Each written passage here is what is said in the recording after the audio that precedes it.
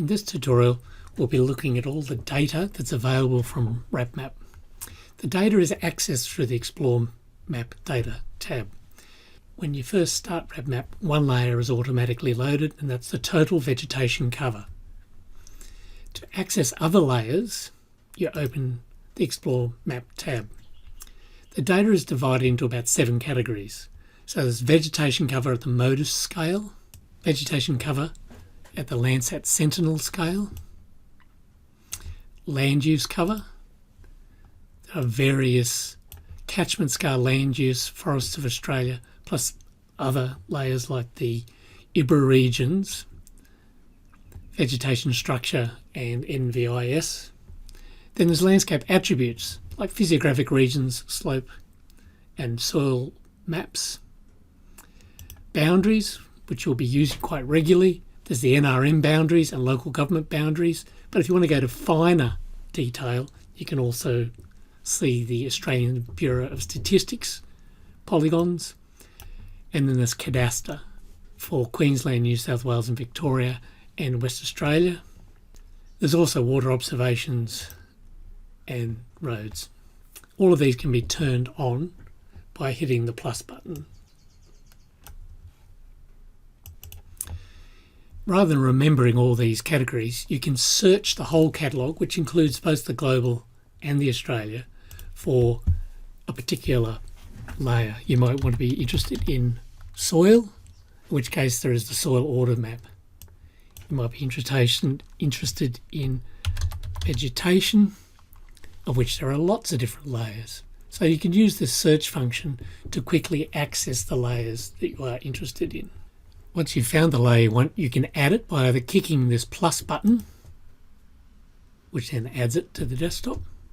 You can remove it by going into the workbench and clicking remove, or you can open the Explore Map tab, and anything which has got a negative beside it, you can click on, and that will then also remove it. So now we've removed all the data from the map view pane. Sometimes you'll have a lot of data added to your screen, and you may decide, oh, I've just got all too much over here. If you just wish to remove them all and start again, click the remove all button, and you're just back to the base map. This section is about accessing data. One of the most important things is to be able to access the multiple dates and images. This has been covered previously, but it's so important we'll do it again. So over here on the left hand side you can see the date is displayed. If you just want to go 1 month backwards, you can click the arrow and the next data set loads. However, this is a bit slow. You might want to move around a bit quicker. So if you hit this use timeline button, the timeline of years. So at the moment we're in May 22, but if you wanted to go back many years rather than going back one image at a time, you can come back to November 24 by just using the slider here. So here we are back in November 2009. You can also just use this to drag to wherever you want to go. So now we're back in July 2022. Next to this button is also the times which are available. So this shows every image which is available in the archive. So there's no images prior to this one on the 1st of January 2001, and there's none after. There's also occasionally missing imagery. So this enables you also just to click on it and the image will change to that site.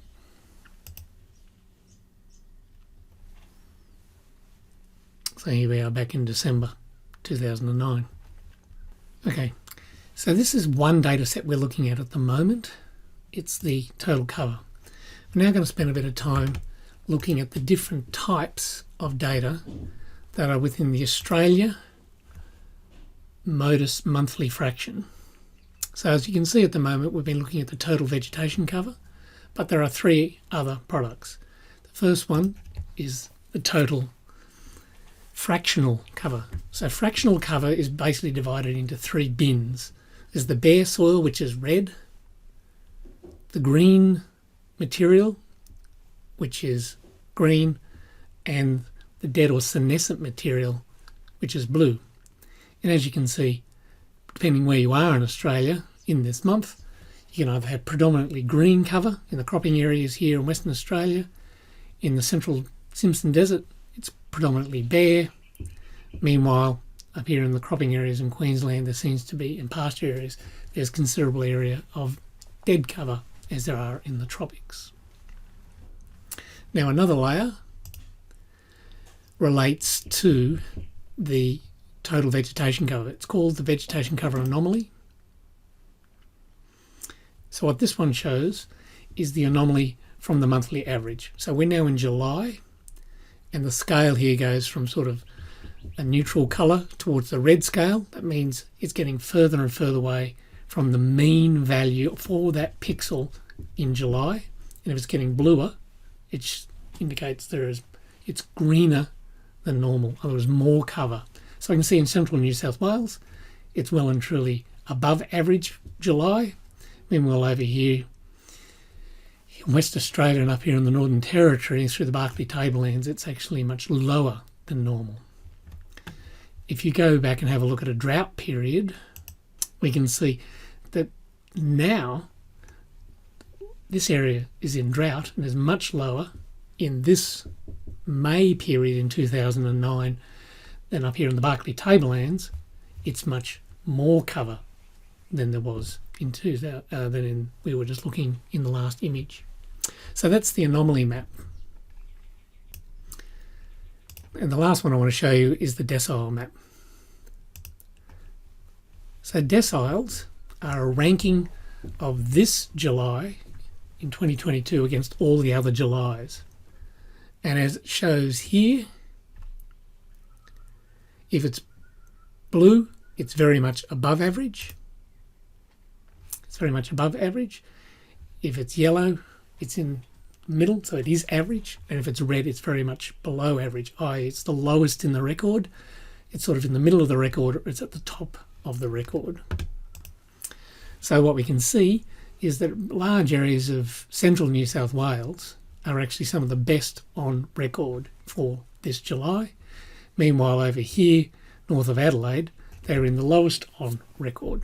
So this helps you put things into perspective. So when you're looking at an area, you can say, well, is in the whole record, is it above or below sort of average? And if you're just looking at the anomaly, it tells you how far away you are from the average. So this is 10 to 20% below, and this is 10 to 20% higher. And all the yellow areas are basically average. Okay, one more vegetation cover product we have is called the persistently low cover maps. So I'll just turn these off and we'll go and load them. Once again, they're in the Australia dataset and they're in what they're called summaries. So down here, there are areas that have achieved 30% cover or below. 50% cover or below, 70%. So let's look at the 50%.